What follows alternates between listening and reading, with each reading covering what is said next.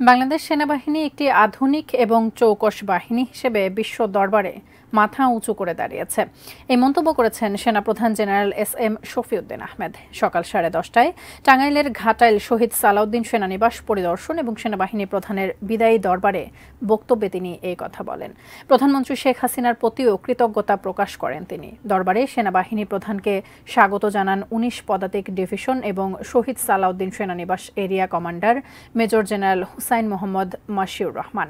ঘাটাইল সেনানিবাস armoured corps centre and স্কুলের parade গ্রাউন্ডে সেনাপ্রধানকে বাংলাদেশ সেনাবাহিনীর আর্মার্ড কোর অব ইঞ্জিনিয়ার্স এবং বাংলাদেশ ইনফ্যান্ট্রি রেজিমেন্টের চৌকস দল গার্ড অফ অনার প্রদান করেন।